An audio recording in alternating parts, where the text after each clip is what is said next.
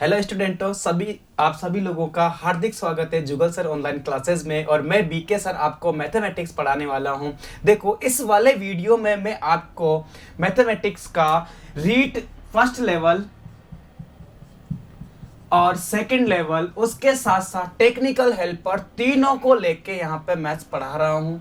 तीनों की आपके पास पूर्ण तैयारी के साथ पूरा सिलेबस को कवर करते हुए आपको मैथमेटिक्स की क्लास दी जाएगी, जो आपको ऑनलाइन क्लास दी जा रही है। इसके अलावा कोटा में जुगल सर ऑनलाइन क्लासेस में रीट की मैथमेटिक्स की फर्स्ट लेवल और सेकंड लेवल के साथ टेक्निकल हेल्पर की भी अलग से क्लास प्रोवाइड की गई है। तो आप चाहो तो टेक्निकल हेल्पर की रीट की फर्स्ट लेवल सेकंड लेवल की क्लास आप ले सकते हो, चाहे आप जेवीएनएल यानी कि टेक्निकल हेल्पर की भी आप क्लास ले सकते हो, जिस क्लास में आपको एक जीरो लेवल से लेके आपके जैसे क्वेश्चंस आते हैं हूबहू वैसे के वैसे ही क्वेश्चन आपको क्लास नोट्स में मिलेंगे और उसी पैटर्न पर आधारित आपके एग्जाम में क्वेश्चन आने की संभावना पूरी 100% रहेगी।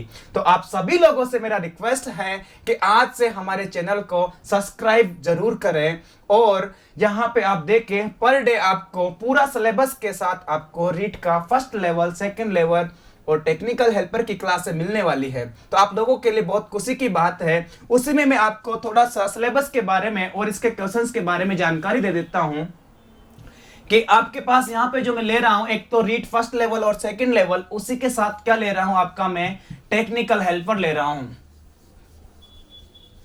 टेक्निकल हेल्पर में आपने देखा होगा कितने क्वेश्चन आते हैं। मैथमेटिक्स के 25 क्वेश्चन आते हैं। मैथमेटिक्स के 25 क्वेश्चन आते हैं किसमें? टेक्निकल हेल्पर में। और आपके रीट फर्स्ट लेवल और सेकंड लेवल में आपके 30 क्वेश्चंस आते हैं। फर्स्ट लेवल में भी 30 क्वेश्चंस आते हैं और इसमें भी कितने आते हैं? 30 क्वेश्चंस आते हैं।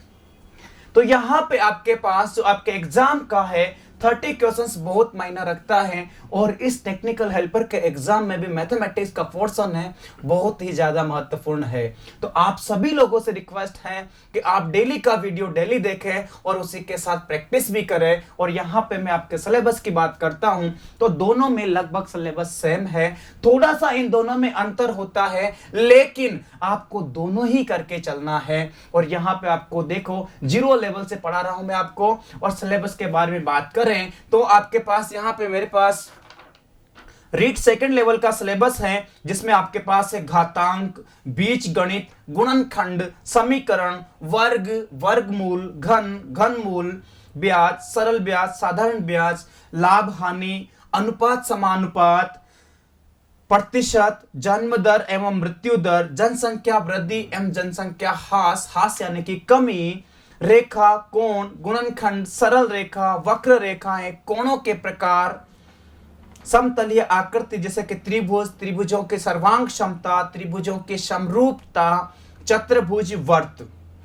और इसकी बात करें आगे समलंब चतुर्भुज, आयत, वर्ग, समलंब चतुर्भुज, उसका एरिया। जिसके बाद में आयतन की बात करें तो केवल और केवल आयतन में आपके पास घन, घनाभ और वृत्तीय बेलन यानी कि बेलन और शंकु, ये आपके पास किस में? 3D ज्योमेट्री में आते हैं। उसके बाद आपके सांख्यिकी में जो है केवल बारंबारता सारणी है, मिलान चिन्ह है, स्तंभ है, लेखा चित्र है, पाई चार्ट है, ये सभी किस में? आपके सांख्यिकी में है। और इसी प्रकार से आपके जो फर्स्ट लेवल में देखा जाए तो उसमें नंबर सिस्टम इंक्लूड हो जाता है। नंबर सिस्टम में 3-4 टॉपिक इंक्लूड हो जाते हैं। और टेक्निकल हेल्पर में तो सारा का सारा हूबहू ऐसा का ऐसा ही सिलेबस है। तो देखो यहाँ पे इस सिलेबस के बारे में मैं बता के आगे आज ही थोड़ा बताना चाहूंगा कि नंबर सिस्टम थोड़ा सा स्टार्ट करने वाले हैं। इस नंबर सिस्टम में आपके किस टाइप के क्वेश्चंस आते हैं दोनों को ही ध्यान में रखते हुए। और यदि कोई स्टूडेंट रेलवे का है तो उसको भी ऐसा नहीं लगेगा कि भाई ये रेलवे का सिलेबस में नहीं है। मैथमेटिक्स का सिलेबस सेम है, कुछ एग्जाम में थोड़ा सा लेवल कम ज्यादा, क्वेश्चन का थोड़ा सा पैटर्न चेंज हो जाता है, बाकी सारे के सारे आपको चीजें वही मिलती है जो यहाँ पे आपको पढ़ाई जाएगी। तो बात करता हूं मैं आगे मैथमेटिक्स में सिलेबस के बारे में बात करके कि आपके पास जो सिलेबस में है सबसे पहले मैं लेता हूं कौन सा टॉपिक जो मैथमेटिक्स की जान है और जिससे मैथमेटिक्स को सीखा जाता है, किसको? Number system.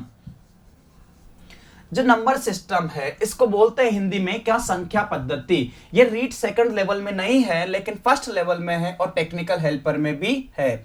जहां पे जैसा क्वेश्चंस आएगा उसका एग्जाम का मैं आपको बताऊंगा भी कि भाई ये क्वेश्चन आपके एग्जाम में आया हुआ है, ये कौन से एग्जाम में आया हुआ है, कब आया हुआ है, कैसे करेंगे इसको, ये सारी जानकारी भी मैं आपको देने वाला हूं। संख्या पद्धति, संख्या पद्धति की बात करते हैं अपन, तो संख्या पद्धति में देखो सबसे इंपॉर्टेंट क्या है, आपकी संख्याएं हैं। भाई आप मैथमेटिक्स पढ़ रहे हो, गणित पढ़ रहे हो, तो आपको ये तो पता होना चाहिए कि गणित कैसे पढ़ी जाती है। गणित पढ़ी नहीं जाती। और आपको मैं फिर बता दूं कि गणित को हमेशा क्या किया जा सकता है, सीखा जा सकता है। अब गणित को सीखने के लिए आपके पास नंबर की रिक्वायरमेंट हुई कि नंबर आपको चाहिए। क्या चाहिए आपको, नंबर चाहिए। वो नंबर कौन कौन से होते हैं ये भी मैं आपको बताने वाला हूं। और उस नंबर से पहले आपको एक छोटा सी बात बता दूं मैं कि जो मैथ्स है ना, मैथ्स गणित, इस गणित की का अर्थ देखा जाए, इस गणित का अर्थ देखा जाए तो उस गणित का अर्थ क्या होता है आपका, गणना करना। क्या होता है, गणना करना। यानी कि आप क्या करोगे, गणना करोगे। किसमें, गणित में। वो गणना किसके द्वारा की जाएगी, आपकी संख्याओं के बारे में। वो गणना आपकी किसके बारे में, किससे की जाएगी, संख्याओं से की जाएगी। वो आपकी संख्याएं कौन कौन सी होती हैं, उस चीज को यहां पे मैं लेके आता हूं कि आपके पास संख्याओं की बात करें तो सबसे पहले जो आपकी संख्याएं होती है वो क्या, सबसे पहले मैं लिख देता हूं कि आपके पास क्या, एक होती है प्राकृत संख्या। देखो यहां पे आपके पास हिंदी मीडियम वाला स्टूडेंट होगा या फिर इंग्लिश वाला भी स्टूडेंट होगा, दोनों को कोई प्रॉब्लम नहीं होगी। मैं दोनों ही लैंग्वेज में बोलूंगा और दोनों ही लैंग्वेज में यहां पे लिखूंगा भी। तो ऐसा कोई इश्यू नहीं है कि इंग्लिश वाले को कोई प्रॉब्लम हो, नहीं होगा। इंग्लिश मैथमेटिक्स में कुछ नाम की रह जाती है, सारे के सारे नंबर वैसा का वैसा लिख देता हूं मैं कि आपके पास जो प्राकृत संख्या होती है उसको बोला जाता है क्या, नेचुरल नंबर। Natural number. देखो जो नेचुरल नंबर होता है वो नेचुरल नंबर क्या होते हैं, जो प्रकृति से प्राप्त होते हैं। और प्रकृति से प्राप्त नेचुरल नंबर को, जैसे इन्होंने लिखा कि भाई प्राकृत संख्या क्या होती है, नेचुरल नंबर होती है। नेचुरल नंबर को मैं डिनोट करता हूं किससे, एन से। नेचुरल नंबर को डिनोट करता हूं किससे, एन से। और एन आपका क्या होता है, वन से लेके कहां तक जाता है, ये अनंत तक। यानी कि वह सारी की सारी संख्याएं जो एक से स्टार्ट होती है और कहां तक जाती है, अनंत तक, क्या कहलाती है, आपकी प्राकृत संख्या कहलाती है। यानी कि ऐसे नंबर्स जो वन से स्टार्ट होते हैं और इनफाइनाइट तक जाते हैं, उन नंबर को क्या बोलते हो आप, नेचुरल नंबर। क्या बोलेंगे उसको, नेचुरल नंबर बोलेंगे। आगे उसी प्रकार में बात करता हूं कि पूर्णांक संख्याएं या पूर्ण संख्या ले लो। सबसे पहले क्या ले लेंगे, पूर्ण संख्या। देखो पूर्ण संख्या की बात करते हैं तो कि पूर्ण संख्या क्या होती है। देखो पूर्ण संख्या, होल नंबर क्या होता है,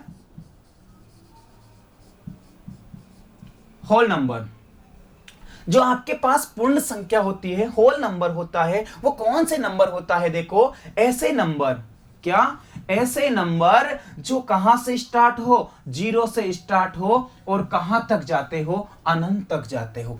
ऐसे नंबर जो जीरो से स्टार्ट होते हैं और कहां तक जाते हैं, अनंत तक जाते हैं, उन सभी नंबर को क्या बोला जाता है, होल नंबर बोला जाता है, पूर्ण संख्या बोला जाता है। यानी कि आप प्राकृत संख्याओं में जीरो को शामिल कर लिया जाए, प्राकृत संख्याओं में जीरो को शामिल कर लिया जाए तो वो क्या बन जाएगी, आपकी होल नंबर बन जाएगा। क्या बन जाएगा, होल नंबर।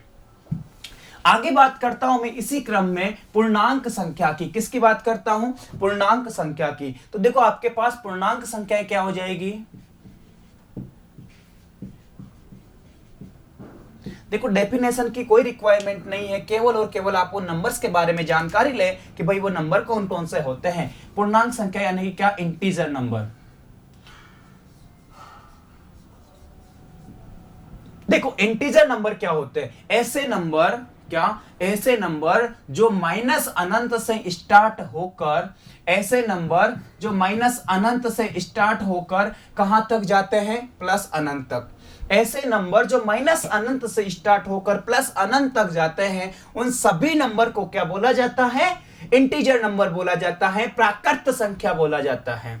देखो आगे इसी क्रम में मैं आगे बात करता हूं कि धनात्मक क्या होता है, ऋणात्मक पूर्णांक क्या होता है। तो धनात्मक पूर्णांक क्या हो जाएगा, जो आपके पास सारे धनात्मक होते हैं, जितने भी धनात्मक अंक हुए, धनात्मक आपके पास पूर्णांक हुए, उसको क्या बोल देंगे अपन, धनात्मक। और जो आपके पास ऋणात्मक हुए माइनस इनफाइनाइट से लेके -1 तक, इसको क्या बोलोगे आप, ऋणात्मक पूर्णांक। इनको क्या बोलते हैं, ऋणात्मक पूर्णांक। देखो इसी क्रम में मैं आगे बात करता हूं आपके किसकी, कि पूर्णांक हो गया, प्राकृत संख्या होगी, पूर्ण संख्या होगी।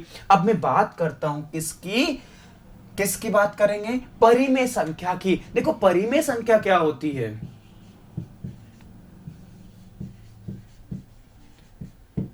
परिमेय संख्या, देखो परिमेय संख्या होती है आपकी कि ऐसे नंबर, रेशनल नंबर्स को क्या बोला जाता है, रेशनल नंबर बोला जाता है।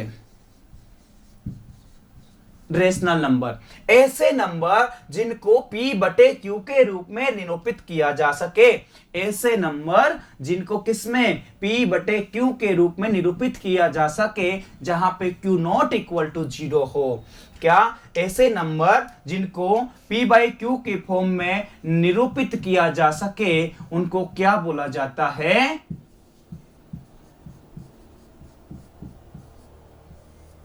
ऐसे नंबर जिनको P बटे Q के रूप में निरूपित किया जाए, ऐसे नंबर जिनको P बटे Q के रूप में निरूपित किया जाए, तो उस नंबर को क्या बोला जाता है, परिमेय। क्या बोला जाता है, परिमेय संख्या। यानी कि ऐसी संख्या है जिनको P बाई Q के रूप में लिखा जा सके, वो क्या होगी आपकी, रेशनल नंबर। और इसी में बात कर रहे हैं इरेशनल नंबर की, तो इरेशनल नंबर में क्या हो जाएंगे। अब चलो देखो यहां पे मैं एग्जांपल भी बता देता हूं आपको, किसके कौन कौन से एग्जांपल बनेंगे। तो वो एग्जांपल कौन कौन से होंगे, 1/2, 5/7, 2। अब देखो 2 आपके 2 को 2/1 लिखा जा सकता है, 0 और ETC और अन्य इत्यादि। अब बात करें किसकी, परिमेय के बाद में अपरिमेय की। अपरिमेय संख्या, अपरिमेय संख्या क्या हो जाएगी, देखो अपरिमेय संख्या होती है, उसको क्या बोला जाता है इंग्लिश में, इरेशनल नंबर। क्या बोला जाएगा, इरेशनल नंबर। इरेशनल नंबर वह संख्याएं होती है, इरेशनल नंबर वह संख्याएं होती है जिनको P बाई Q के रूप में नहीं निरूपित किया जाएगा। ऐसी संख्याएं जिनको P बटे Q के रूप में निरूपित नहीं किया जाए, ऐसी संख्याएं जिनको P बटे Q के रूप में नहीं निरूपित किया जाएगा, क्या कहलाएगी, अपरिमेय। परिमेय जिनको P बटे Q में लिखा जाए, अपरिमेय जिनको P बटे Q के रूप में नहीं लिखा जाएगा, वो क्या हो जाएगी आपकी इरेशनल नंबर। एग्जाम्पल, ये इंपॉर्टेंट है, ऐसी संख्या है जो किस में आती है, रूट में आती है। किस में आती है, रूट में आती है, √2, √3, √5। एक आपने नाम सुना होगा पाई। पाई आपका क्या है, अपरिमेय है। इसका एग्जाम में क्वेश्चन आ चुका है कि आपके पास पाई है वो परिमेय है या अपरिमेय। आपके पास जो नंबर है पाई, वो परिमेय है या अपरिमेय है, इसका क्वेश्चन एग्जाम में आ चुका। तो आप क्या कहोगे कि पाई आपका क्या है, अपरिमेय, जबकि 22/7 क्या है आपका, परिमेय है। 22/7 क्या है आपका, परिमेय। और इसे इत्यादि और आदि सभी नंबर को क्या बोला जाता है, अपरिमेय बोला जाता है। इसी क्रम में मैं आगे चलता हूं, तो आगे बात करता हूं किसकी, वास्तविक संख्याओं की। किसकी बात करता हूं, वास्तविक संख्याओं की। देखो वास्तविक संख्या क्या होती है,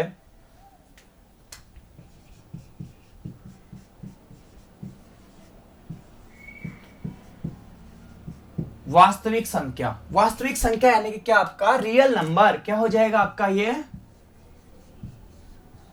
रियल नंबर। देखो रियल नंबर क्या होता है कि ऐसी संख्याएं जो परिमेय भी हो और अपरिमेय भी हो। ऐसी संख्याएं जो परिमेय भी हो और अपरिमेय भी हो, यानी कि आपके पास जो रियल नंबर होंगे वो रियल नंबर क्या होंगे, परिमेय संख्या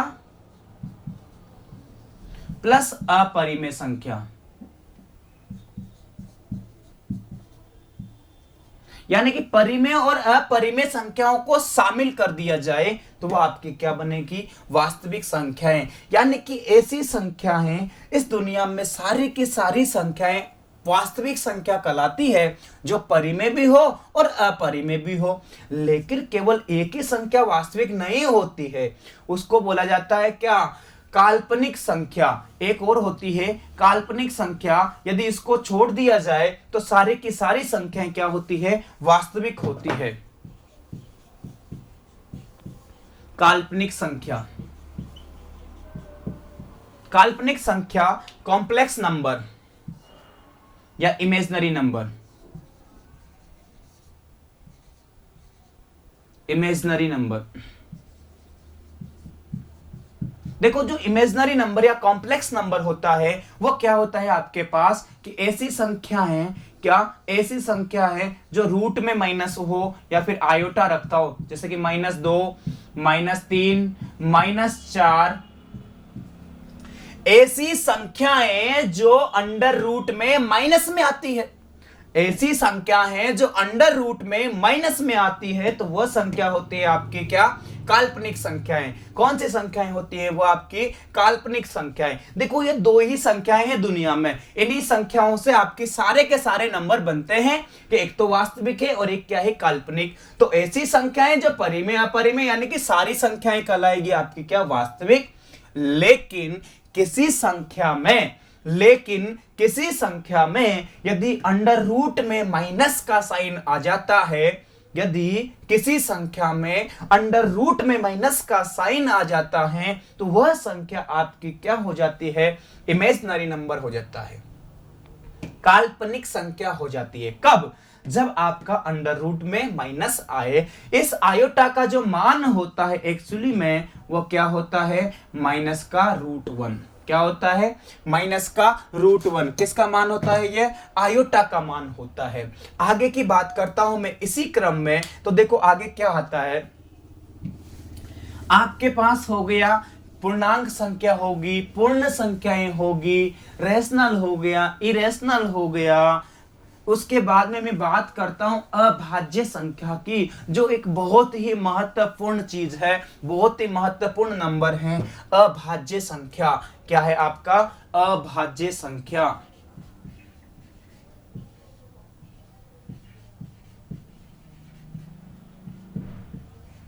अभाज्य संख्या, देखो अभाज्य संख्या होती है, इन अभाज्य संख्या में कौन सी संख्याएं होती है जो अभाज्य होती है, इसको इंग्लिश में बोला जाता है क्या, प्राइम नंबर। क्या बोला जाता है इंग्लिश में, प्राइम नंबर। तो देखो अभाज्य संख्या कौन सी होती है, देखो मैं जो बोलता हूं उस चीज पे ध्यान देना। अभाज्य जो विभाजित नहीं होती है, लेकिन ऐसा कोई नंबर नहीं होता है, सभी नंबर विभाजित होता है। तो क्या कहा इन्होंने कि ऐसी संख्या है जो एक से और स्वयं से, इटसेल्फ, ऐसी संख्या है जो एक से और स्वयं से विभाजित होती है। ऐसी संख्याएं जो एक से और स्वयं से विभाजित होती है, यानी कि ऐसे नंबर जो एक से और इटसेल्फ यानी कि खुद से विभाजित हो, वह संख्याएं क्या होगी आपकी, अभाज्य संख्याएं। ऐसी संख्या जो एक से और स्वयं से विभाजित हो, ऐसी संख्या जो एक से और स्वयं से विभाजित हो, उन संख्याओं को क्या बोला जाएगा, अभाज्य संख्या बोला जाएगा। एग्जाम्पल में मैं बात करता हूं, डेफिनेशन नहीं लिखा रहा हूं, केवल संख्याओं को जानो। इंपॉर्टेंट चीज यह है, ऐसी संख्याएं जो एक और स्वयं से विभाजित होती है, यानी कि ऐसे सारे के सारे नंबर जिसमें एक का भाग जाए और स्वयं का भाग जाए, तो वह कौन सी संख्या होगी आपकी, अभाज्य संख्या होगी। एग्जाम्पल में बात करते हैं 2 की। 2 में 2 का भी भाग जाता है, 2 में 1 का भी भाग जाता है, तो 2 आपके क्या है, अभाज्य संख्या है। 3 में 2, 3 में 3 का भाग जाता है और 1 का भाग जाता है, बाकी किसी का नहीं, तो 3 भी क्या होगी आपकी अभाज्य संख्या। 5 चार है क्या, देखो चार में चार का भी जाता है, चार में दो का भी जाता है, चार में एक का भी जाता है। यहां पे आपसे बोला गया है कि वन का और इटसेल्फ यानी कि एक का और स्वयं का जाना चाहिए। तो मैं बात कर सकता हूं कि चार आपकी अभाज्य संख्या नहीं होगी, चार आपकी अभाज्य संख्या नहीं होगी। उसके बाद में बात करते हैं सेवन, सेवन है, सेवन में सेवन का जाता है, सेवन में वन का जाता है। उसके बाद बात करें नौ की, क्या नौ में नौ का जाता है कि नहीं जाता है, तीन का जाता है कि नहीं जाता है, और एक का जाता है कि नहीं जाता है, जाता है साहब। जब नौ में नौ का जाता है, नौ में एक का जाता है, नौ में तीन का जाता है, यहां पे तीन तीन संख्याओं का भाग जाता है, तो ये आपकी अभाज्य संख्या नहीं होगी। अभाज्य संख्याओं में केवल और केवल दो संख्याओं का भाग जाना चाहिए, एक का और स्वयं का, एक का और स्वयं का, वही आपकी क्या होगी, अभाज्य संख्या होगी। तो बात करते हैं फिर सात के बाद कौन सी आएगी आपकी, 11, 13, 17, 19, 23 डॉट डॉट डॉट etc। देखो यहां पे जो मैंने नंबर लिखे 2, 3, 5, 7, 11, 13, 17, 19, 23, ये नंबर क्या है आपके पास, अभाज्य संख्या। देखो एग्जाम में क्वेश्चन कैसे आता है, क्वेश्चन कैसे रिपीट होता है, वो देखो आपसे पूछा जाता है सबसे छोटी अभाज्य संख्या कौन सी होगी। देखो इंपॉर्टेंट पॉइंट है, सबसे छोटी अभाज्य संख्या कौन सी है, दो। सबसे छोटी अभाज्य संख्या दो है। सबसे छोटी विषम अभाज्य संख्या की बात करें, सबसे छोटे विषम अभाज्य संख्या की बात करें, वो कौन सी होगी, तीन होगी, क्योंकि दो आपका क्या है, सम है, दो आपका सम है, तो सबसे छोटी विषम अभाज्य संख्या कौन सी होगी, तीन होगी। कितनी होगी, तीन। दो अंकों की सबसे छोटी अभाज्य संख्या क्या होगी, 11। दो अंकों की सबसे छोटी अभाज्य संख्या क्या हो जाएगी, 11। तो छोटी छोटी चीजें हैं, ये आपको ध्यान रखना चाहिए। मैं सबसे बड़ी संख्या की बात करूंगा दो अंकों की, तो वो मिलेगी आपको कितनी, 97। ये चीज भी मैं आपको लिखा दूंगा। फिर इसमें बात आती है कि सबसे बड़ी दो अंकों की संख्या है ना, सबसे छोटी दो अंकों की अभाज्य संख्या, सबसे छोटी दो अंकों की अभाज्य संख्या 11 होती है। सबसे बड़ी क्या, सबसे बड़ी दो अंकों की अभाज्य संख्या कितनी होती है, 97। दो अंकों की सबसे छोटी अभाज्य संख्या आती आपकी 11, दो अंकों की सबसे बड़ी आपकी संख्या आती है कितने, 97। वैसे ही मैं तीन अंकों की बात करता हूं, तो तीन अंकों की आपकी सबसे छोटी कितनी, 101, और सबसे बड़ी की बात करूंगा तो वो कितनी आएगी आपकी 997। दो अंकों की सबसे छोटी 11, दो अंकों की सबसे बड़ी 97, तीन अंकों के सबसे छोटे 111, तीन अंकों की सबसे बड़ी आपके पास 997। देखो अभी एग्जाम में एक क्वेश्चन आया था, ग्रुप डी का जो एग्जाम हुआ था उसमें एक क्वेश्चन था कि दो अंकों की सबसे छोटी अभाज्य संख्या तथा दो अंकों की सबसे बड़ी अभाज्य संख्या का अंतर कितना होगा। अंतर का मतलब क्या है आपका, घटाओ, यानी कि इसको इसमें से घटा दिया जाएगा तो आपके पास कितना मिलेगा, 86। 97 में से 11 को घटा देंगे तो कितना मिलेगा आपको, 86 मिलेगा, जो दो संख्याओं का सबसे बड़ी व सबसे छोटी संख्या का अंतर आएगा। इसके बाद में बात करता हूं इसी में अभाज्य संख्या में ही, अभाज्य संख्या में ही मैं बात करता हूं आपकी कि एक से लेके, कहां से, एक से लेके 1 से 25 तक, यहां पे लिख ही देता हूं मैं, 1 से 25 तक अभाज्य संख्या, 1 से लेके 25 तक अभाज्य संख्या होती है, वह कितनी होती है आपकी, 1 से लेके 25 तक अभाज्य संख्या होती है आपकी कितनी, 9। फिर मैं लिखता हूं कि 1 से लेके 50 तक, 1 से 50 तक अभाज्य संख्या 1 से लेके 50 तक अभाज्य संख्या कितनी होती है? 15।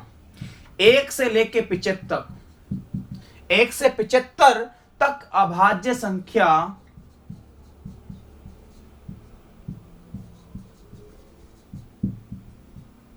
कितना हो जाएगा? 21 होती है। और 1 से लेके 100 तक, 1 से लेके 100 तक अभाज्य संख्या कितनी होती है? 25। देखो इस पे क्वेश्चन ये पूछा जा चुका है, 1 से लेके 75 तक का क्वेश्चन पूछा जा चुका है कि 1 से लेके 25 तक भी पूछा जाए तो 1 से 25 तक कितनी होती है आपकी? 9 होती है। 1 से 50 तक आपकी 15 होती है। 1 से 75 आपकी 21 होती है। और 1 से 100 तक आपकी कितनी होती है? 25 होती है। ये आपकी अभाज्य संख्याएं हैं। इसकी चाहो तो आप स्क्रीनशॉट ले सकते हो कि आपके पास ये क्वेश्चन एग्जाम में ऐसा का वैसा ही आ जाता है कि 1 से 100 तक कितनी अभाज्य संख्या होती है। अब अभाज्य संख्या के बाद में बात करता हूं भाज्य संख्या की। किसकी बात करता हूं?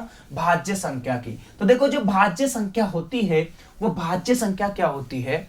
भाज्य संख्या की बात करते हैं तो भाज्य यानी कि विभाजित होती है। ऐसी कौन सी संख्या, इसको बोला जाता है इंग्लिश में कंपोजिट नंबर। इसको संयुक्त संख्या भी बोलते हैं। क्या बोलते हैं इसको? संयुक्त संख्या। भाज्य संख्या को संयुक्त संख्या भी बोलते हैं। और वह संयुक्त संख्या वह होती है, ऐसी संख्याएं होती है जिन संख्याओं में क्या भाज्य संख्याएं वह संख्याएं होती है जिसमें 3 संख्याओं का भाग जाता है। कौन सी संख्याएं होती है? 3 संख्याओं का। यानी कि आपने देखा कि अभाज्य संख्या में केवल कितने का जाता था? 2 का भाग जाता था, लेकिन भाज्य में कितने का जाता है? 3 का भाग जाता है। देखो कैसे।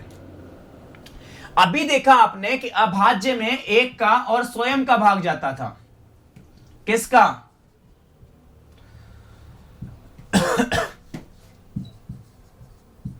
ऐसी संख्या है जिसमें 1 में किसका जाता है? खुद का और स्वयं का। लेकिन मैं यहां पे बोलता हूं कि भाज्य संख्या, तो उसमें आपके पास 2 से अधिक अंकों का भाग जाना चाहिए। जैसे कि 4 है तो 4 में 4 का भी जा रहा है, 4 में 2 का भी जा रहा है, 4 में 1 का भी जा रहा है। तो ऐसी संख्या जिसमें 3 का भाग जाए या 3 से अधिक अंकों का भाग जाए, या ऐसी संख्या है जिसमें 2 से अधिक या फिर क्या 3 या 3 से अधिक अंकों या 3 से अधिक संख्याओं का भाग जाता है, वो क्या होती है? आपकी संयुक्त संख्याएं। तो संयुक्त संख्याओं की बात करें, एग्जाम्पल में लिखा जाए, ऐसी संख्याएं जिसमें 2 से अधिक संख्याओं का भाग जाए। ऐसी संख्याएं जिसमें 2 से अधिक संख्याओं का भाग जाए, वो क्या होगी? आपकी संयुक्त संख्या। क्या होगी? संयुक्त संख्या। 4 में 4 का जाता है, 4 में 2 का जाता है, 4 में 1 का जाता है, यानी कि 3 संख्याओं का भाग जाता है। तो आपके पास 4 क्या है? संयुक्त संख्या है। 4 आपकी भाज्य है। इसके बाद बात करता हूं मैं 6 में 6 का जाता है, 6 में 3 का जाता है, 6 में 2 का जाता है, 6 में 1 का जाता है, 4 संख्याओं का भाग जाता है। तो 6 भी क्या है? आपकी संयुक्त संख्या। उसके बाद में बात करें 8 में 8 का जाता है, 8 में 4 का जाता है, 8 में 2 का जाता है, 8 में 1 का जाता है। ये भी क्या होगी? आपकी अभाज्य संख्या। 9 में 9 का जाता है, 9 में 3 का जाता है, 9 में 1 का जाता है। तो ये भी क्या होगी? आपकी भाज्य संख्या। सॉरी, कहां तक? ETC बहुत सारी संख्याएं होगी, वो क्या होगी? आपकी संयुक्त संख्याएं। इसको मैं क्या बोल सकता हूं कि 1 से लेके, अभी एक क्वेश्चन आया था फिलहाल DRDO के एग्जाम में, टेक्निकल हेल्पर वालों के लिए खास तौर पे पूछा जा सकता है कि 1 से लेके 100 तक संयुक्त संख्या कितनी होगी? 1 से लेके 100 तक संयुक्त संख्या कितनी होगी? तो 1 से लेके 100 तक कितनी संयुक्त संख्याएं होती है? 74 होती है, क्योंकि 75 आपकी क्या होती है? अभाज्य संख्या। आपके पास जो 75 होती है वो भाज्य संख्या होती है। तो कितने बचे आपके पास? 75 बची। 25 आपकी अभाज्य संख्या है तो आपके पास 75 बची, लेकिन 1 है वो मैथमेटिक्स का स्पेशल नंबर है, तो आपके पास कितनी बची है? 74। कितनी बची? 74। तो यहां पे मैं आपको बता चुका हूं कि भाई संयुक्त संख्या क्या होती है और 1 से लेकर 100 तक की कितनी संयुक्त संख्या होती है। इसमें बात कर लिया जाए कि दो संख्याएं और होती है आपकी, कौन कौन सी? सम और विषम संख्या। देखो सम संख्या की मैं बात करता हूं आपसे, किसकी? सम संख्या की। तो सम संख्या क्या होती है कि ऐसे नंबर, क्या? ऐसे नंबर जिसका इकाई अंक, जिसका क्या? ऐसी संख्याएं जिनका इकाई अंक क्या हो? 0, 2, 4, 6 और 8 हो। ऐसी संख्याएं जिसका इकाई अंक 0, 2, 4, 6, 8 हो, क्या होगी? संयुक्त संख्या। फॉर एग्जाम्पल, ऐसी संख्याएं जिसका इकाई अंक यानी कि अंतिम अंक, सबसे लास्ट वाला अंक क्या हो? 0, 2, 4, 6 और 8 हो। यानी कि मैं लिख देता हूं 0, 2, 4, 6, 8, 10, 12, 14, 16, 18, 20 ... टू n। ये सारी संख्याएं क्या है? सम संख्या है। क्या है? सम संख्या। विषम संख्या की बात करें, किसकी? विषम संख्या की। विषम संख्या क्या होते हैं आपके? Odd number. देखो विषम संख्या की बात करें तो इसका जो इकाई अंक होगा, विषम संख्याएं वह वो संख्याएं होती है, ऐसी संख्याएं जिसका इकाई अंक क्या हो आपके पास? 1, 3, 5, 7, 9। ऐसी संख्याएं जिसका इकाई अंक 1, 3, 5, 7, 9 हो, वह सारी संख्याएं विषम संख्या कहलाती है। जिसका इकाई अंक क्या हो? 1, 3, 5, 7, 9। तो संख्याएं कौन सी आ जाएगी आपके पास? 1, 3, 5, 7, 9, 11, 13, 15, 17, 19, 21, 23 ... etc। यानी कि आपके पास वह सभी संख्याएं विषम होगी जिसका इकाई अंक 1, 3, 5, 7, 9 होगा। देखो यहां पे आपको सारी की सारी संख्याओं की मैंने जानकारी दी आपको। इस वीडियो को आप को देख के लगा होगा कि आपकी संख्याएं हैं वो आपकी संख्याएं इस प्रकार से होती है। आपके पास इतने सारे नंबर्स होते हैं, इन सारे नंबर्स को आप क्या करेंगे? आगे इंप्लीमेंट करेंगे मैथमेटिक्स में। ठीक है दोस्तों, यहां तक सारे के सारे नंबर्स के बारे में आपको जानकारी अच्छी लगी हो, समझ में आई हो, इस वाले वीडियो को सबसे ज्यादा शेयर करेंगे और हमारे चैनल को सब्सक्राइब करेंगे और बेल आइकन जरूर दबाएंगे ताकि आपको हर नोटिफिकेशन तुरंत मिल जाए जैसे आपको वीडियो अपलोड होती है। तो thank you, wish you all the best, God bless you. सभी लोग ध्यानपूर्वक पढ़े और अपना सिलेक्शन ले। थैंक यू दोस्तों।